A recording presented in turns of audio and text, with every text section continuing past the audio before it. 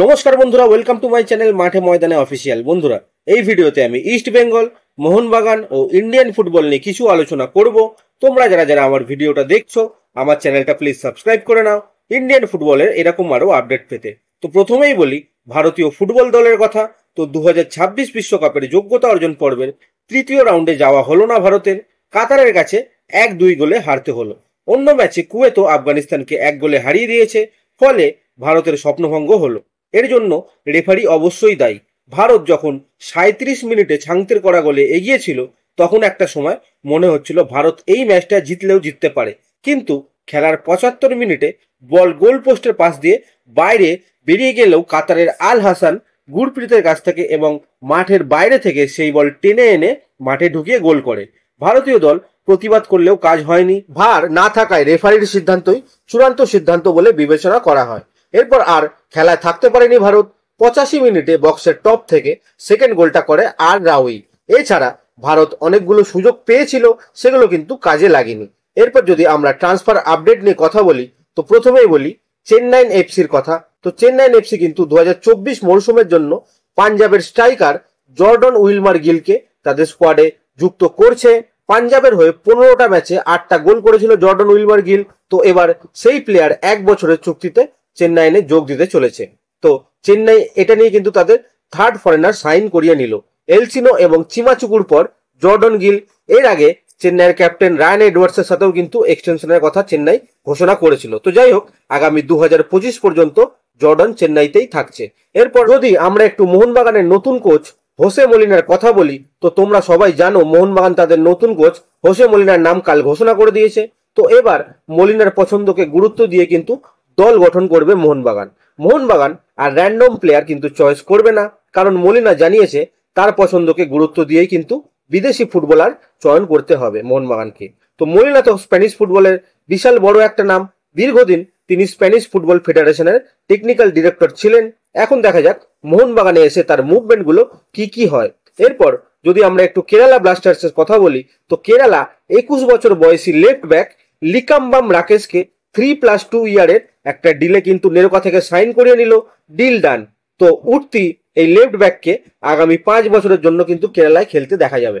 এরপর যদি আমরা একটু ইস্ট বেঙ্গলের কথা বলি, তো আজকে 12ই জুন, তো ট্রান্সফার উইন্ডো ওপেন হয়ে গেছে। আশা করা হচ্ছে এবার প্লেয়ার্স অ্যানাউন্সমেন্ট শুরু হয়ে যাবে। প্রথমে রিটেনশনের অ্যানাউন্সমেন্ট হবে, তারপর নিউ প্লেয়ার্সদের অ্যারাইভাল পোস্ট করা হবে। সেগুলো তো হবে, এবং আজকে শোনা যাচ্ছে ইস্ট বেঙ্গল একটা সাংবাদিক সম্মেলন আয়োজন করছে। বিকেল 4টের সময় তাজ বেঙ্গলে সাংবাদিক সম্মেলনটা হবে, এবং সেখান থেকে আশা করা যায় দল গঠন নিয়ে হয়তো কিছু হিন্টস পাওয়া যাবে। তো সেটা তো সাংবাদিক সম্মেলনের পরেই জানা যাবে।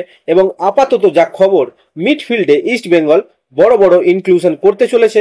আপুইয়া তো আছেই, তার সাথে সাথে সমানভাবে দুটো বেশ ভালো নামের পেছনে ইস্ট বেঙ্গল ছুটছে।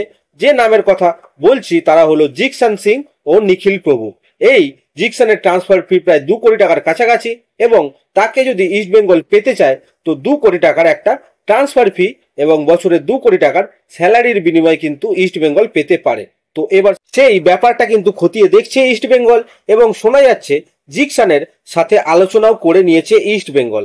এবং কেরালা ব্লাস্টার্সের সাথে যদি নেগোসিয়েশনকে যায় ইস্ট বেঙ্গল, তবে হয়তো এই প্লেয়ারটাকে পাওয়া মুশকিল হবে না। এখন দেখা যাক কি হয়।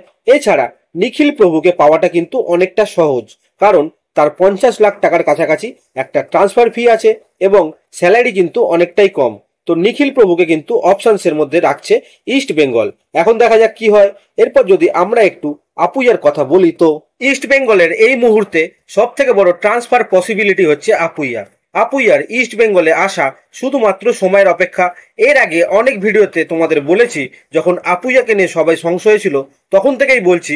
তো এখন বিভিন্ন জায়গায় অনেকে সেই কথাটাই কিন্তু বলা শুরু করে দিয়েছে যে আপুইয়া ইস্ট বেঙ্গলে ফাইনাল হয়ে গেছে। তবে তার সাথে ট্রান্সফার ফি নিয়ে নেগোসিয়েশনসের কথা বলা হচ্ছে, সেটা কিন্তু সত্যি নয়। আপুইয়াকে বিশাল বড় একটা অফারে ইস্ট বেঙ্গলে আনা হচ্ছে, এটা যেমন সত্যি, সেরকমই আপুইয়ার ট্রান্সফার ফি কিন্তু আপুইয়ার এক্সিট ক্লজে মেনশন করা আছে। সেটা সর্বোচ্চ 2.5 কোটি টাকা। তো সেই টাকাটা মুম্বাইকে যদি পেমেন্ট করে দেয় ইস্ট বেঙ্গল, তাহলে কিন্তু মুম্বাইয়ের কিন্তু কিছু করার নেই। তখন প্লেয়ারের ইচ্ছাটাই আসলে ইচ্ছা হবে। সেক্ষেত্রে বলা হচ্ছে ইস্ট বেঙ্গল কিন্তু আপুইয়াকে রাজি করিয়ে ফেলেছে। সেটা আজকে নয়, বেশ কিছুদিন আগেই আপুইয়াকে রাজি করিয়ে ফেলেছে ইস্টবেঙ্গল এবং একটা বিশাল অঙ্কের পরিমাণে সেই ডিলটা কিন্তু হচ্ছে। এখন কথা হচ্ছে তার ডিলে কিন্তু একটা ক্লজ আছে, তার সাইনিং কিন্তু একটা ট্রান্সফার উইন্ডোর মধ্যেই হতে হবে। সেটা কিন্তু এখন থেকে শুরু হয়ে গেছে, ট্রান্সফার উইন্ডো শুরু হয়ে গেছে, এখন সবটাই কিন্তু সবার কাছে ক্লিয়ার হয়ে যাবে। তো আর একটু ওয়েট করতে হবে। তো আজকের ভিডিওতে এতটুকুই, দেখা হচ্ছে আবার পরের ভিডিওতে। নমস্কার।